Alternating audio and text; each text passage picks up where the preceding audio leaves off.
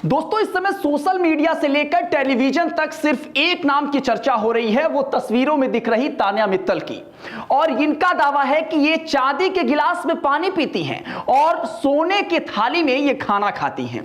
इनके दावे कितने सच हैं कितने झूठ हैं, इस वीडियो में परत दर परत सारी चीजें उजागर करने वाले हैं। इनके बॉयफ्रेंड ने इनके बारे में जो खुलासा किया है भाई साहब, अगर आप जानेंगे तो आप भी इनको कहेंगे बड़े फेक पर्सनालिटी हैं। इनके बारे में क्या क्या विवाद है, इनकी पूरी बायोग्राफी इस वीडियो में है और वो जानकारी है जो इससे पहले आपने किसी और वीडियो में नहीं देखी होगी। जैसे कि उदाहरण के लिए बता दें कि जितनी खूबसूरत तान्या मित्तल आज आपको नजर आ रही हैं, वास्तव में पैदाइशी वो इतनी खूबसूरत नहीं थी। इनका होंठ जो है वो कटा हुआ था और ये बहुत सारी सर्जरी करवाने के बाद आज इतनी खूबसूरत लगती हैं। ये मॉडल भी हैं, बिजनेस वुमेन भी हैं, इसके साथ ही ये बिग बॉस में अब आ चुकी हैं और महाकुंभ में ये सबसे ज्यादा सुर्खियां बटोरी जब ये महाकुंभ में और उत्तर प्रदेश टूरिज्म को प्रमोट करते हुए महाकुंभ के लिए वीडियो बनाया और उसको प्रमोट किया। उसके बाद से इनकी चर्चा विश्व लेवल पे, भारत लेवल पे, इंटरनेशनल लेवल पे सारी तरफ जो है वो होने लगी।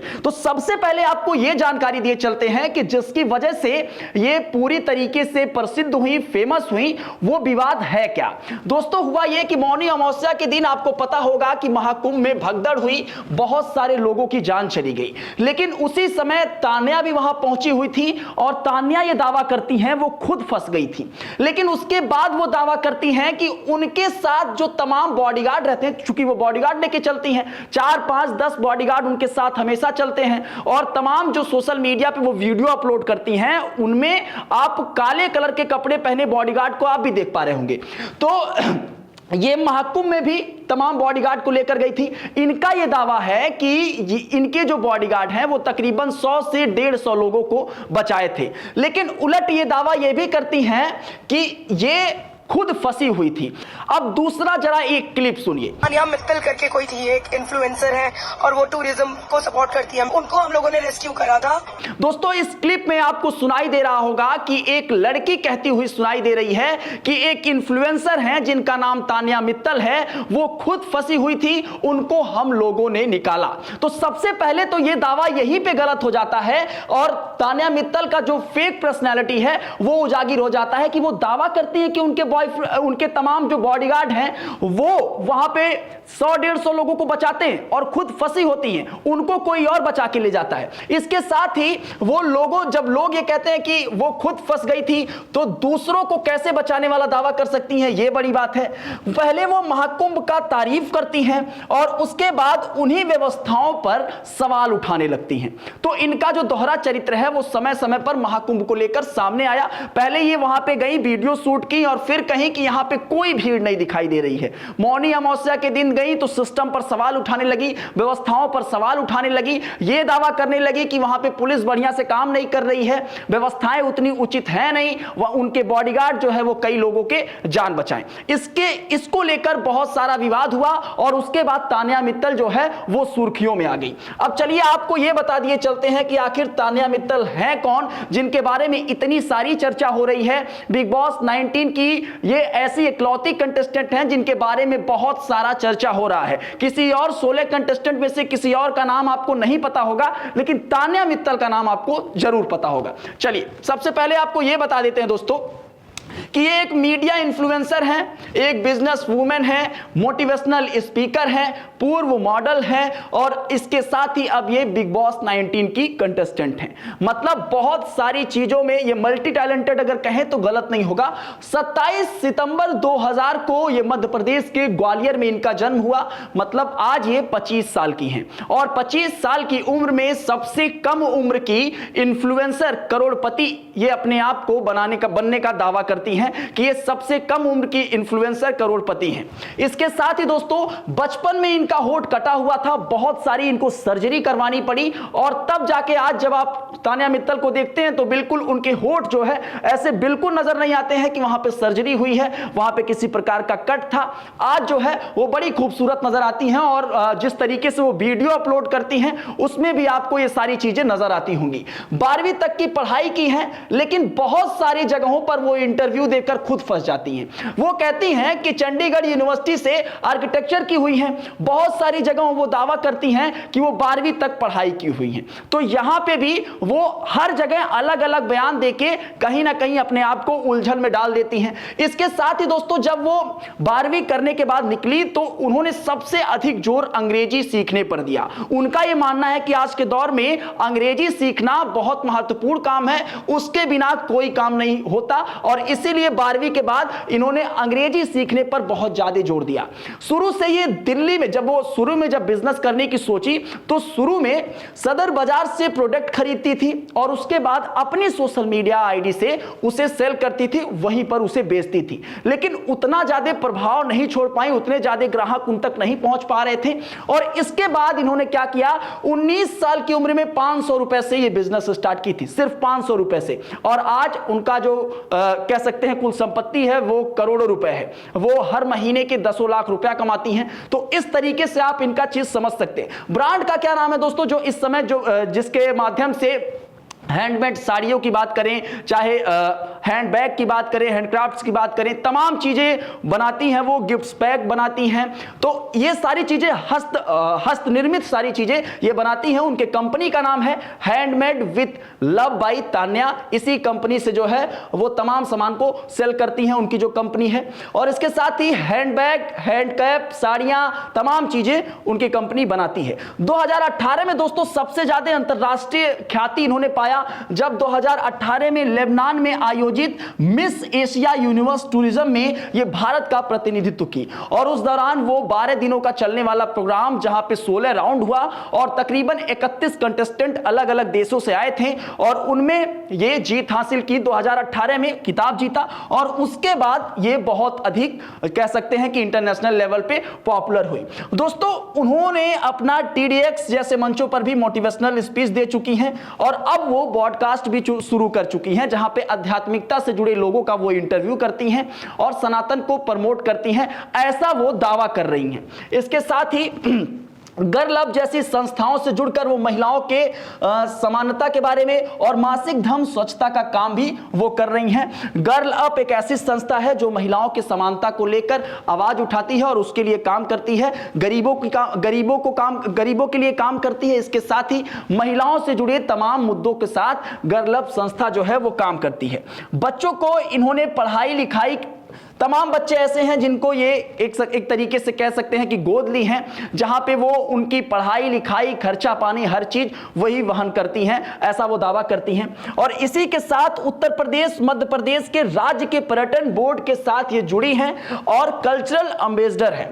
तो इसी के तहत जो है महाकुंभ में ये आई हुई थी तमाम टूरिज्म को प्रमोट करने। और उत्तर प्रदेश और मध्य प्रदेश में तमाम ऐसे टूरिस्ट प्लेस हैं जहां पे ये जाती हैं, वीडियो बनाती हैं, आध्यात्मिकता को प्रमोट करती हैं, कल्चर को प्रमोट करती हैं। और इसीलिए जब ये बिग बॉस में पहले दिन आई और साड़ी पहनती हुई दिखाई दी और बड़े ट्रेडिशनल अंदाज में उन्होंने एंट्री मारी, जय श्री राम कह के एंट्री मारी, उसके बाद लोग ये कहने लगे कि बड़ी संस्कारी औरत है। लेकिन उसके पहले जब बलराज सिंह ने, इनके कथित एक्स बॉयफ्रेंड ने खुलासा किया, उसके बाद सब लोग दंग रह गए कि इनकी जो रियल पर्सनालिटी है वो बिग बॉस में पहले दिन जो एंट्री मारी वो वाली है, संस्कारी वाली, या फिर जो बलराज सिंह कह रहे हैं जो इनके बॉयफ्रेंड हैं, एक्स बॉयफ्रेंड, वो सही है। चलिए वो भी आपको बता दिए चलते हैं, लेकिन उससे पहले जरा इनका नेटवर्क जान लीजिए दोस्तों।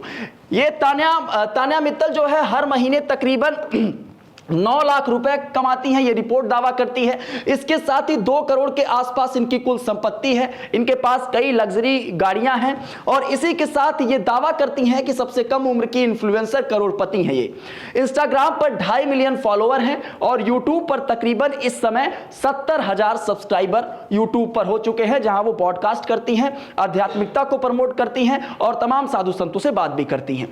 तो ये इनका पूरा जो बायोग्राफी था वो ये था। इसके साथ ही अब आपको ये बता दिए चलते हैं दोस्तों कि उनके एक्स बॉयफ्रेंड बलराज ने क्या खुलासा किया है। दोस्तों सबसे पहले आपको ये बताते हैं कि तान्या का दावा क्या है और बलराज का खुलासा क्या है। दोस्तों तान्या कहती हैं कि वो खुद को बहुत संस्कारी तरीके से रिप्रेजेंट करती हैं, लेकिन वो ये कहती हैं कि वो आध्यात्मिकता का प्रचार करती हैं। विकसित भारत और विकसित उत्तर प्रदेश के निर्माण के लिए स्वस्थ पर्यावरण एवं सेहतमंद नागरिकों की महती भूमिका है और इन दोनों ही लक्ष्यों की पूर्ति में ग्रीन एनर्जी का महती योगदान है। इसे ध्यान में रखकर यशस्वी प्रधानमंत्री नरेंद्र मोदी जी ने बार बार ऊर्जा क्षेत्र और स्वास्थ्य क्षेत्र में ग्रीन एनर्जी के महत्व को रेखांकित किया है। नेशनल ग्रीन हाइड्रोजन मिशन के कारण भारत जल्द ही हाइड्रोजन प्रोडक्शन और एक्सपोर्ट का केंद्र बनने वाला है। प्रधानमंत्री जी के मार्गदर्शन में माननीय मुख्यमंत्री योगी आदित्यनाथ जी ने विकास और कल्याण का जो विजन पेश किया है, उसका परिणाम गोरखपुर में उत्तर प्रदेश के पहले और देश के दूसरे ग्रीन हाइड्रोजन प्लांट के रूप में सामने है।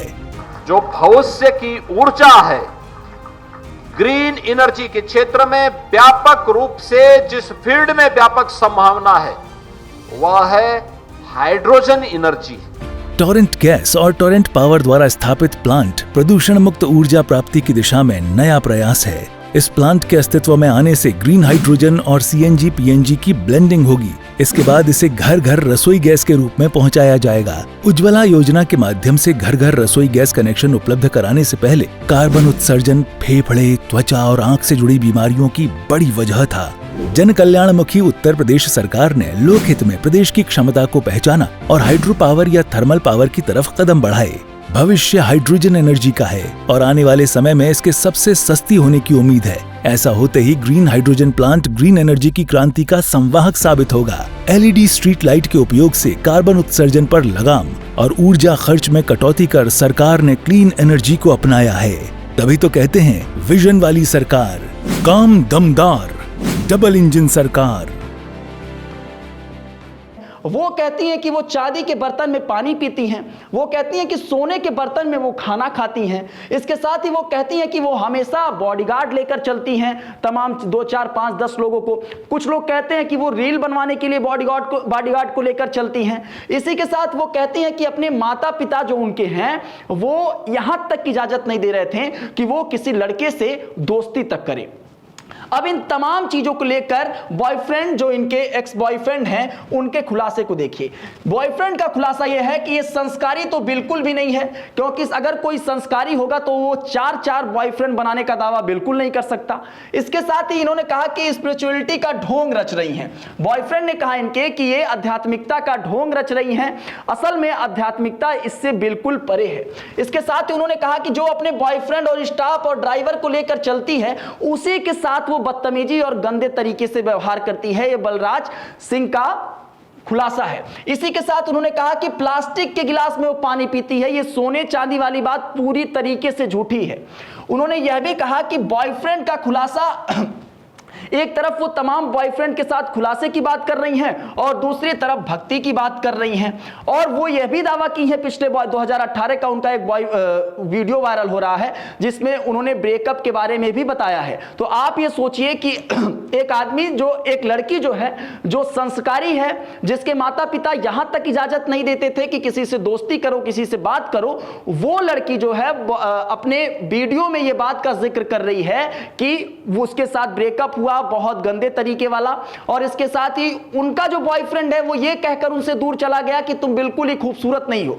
तो ये तमाम चीजें ऐसी हैं जो संदेह पैदा कर रही हैं कि उनकी रियल पर्सनालिटी क्या है और जो वो बनने की कोशिश कर रही हैं वो क्या है। और इसीलिए जो है जब पहली बार नॉमिनेशन हुआ, अभी आप परसों देखे होंगे बिग बॉस 19 में, तो आप ये देखे होंगे कि जो तमाम कंटेस्टेंट हैं वो इनको इस बात के लिए नॉमिनेट कर रहे थे कि वो अपनी रियल पर्सनालिटी या फिर रियल चेहरा लोगों के सामने नहीं दिखा रही हैं, वो फेक बनी हुई हैं और पिछले 2-3 दिन से वो उसी तरीके से ढोंग रचती हुई नजर आ रही हैं। नॉमिनेशन के बाद वो रोती हुई नजर आई और वो कह रही हैं कि मैं वही हूं जो इस समय यहां पे लोग मुझे देख रहे हैं। वैसे तान्या मित्तल के बारे में आप क्या सोचते हैं? अपनी प्रतिक्रिया इस पर जरूर दीजिएगा। बने रहें मीडिया लैंड नेटवर्क के साथ।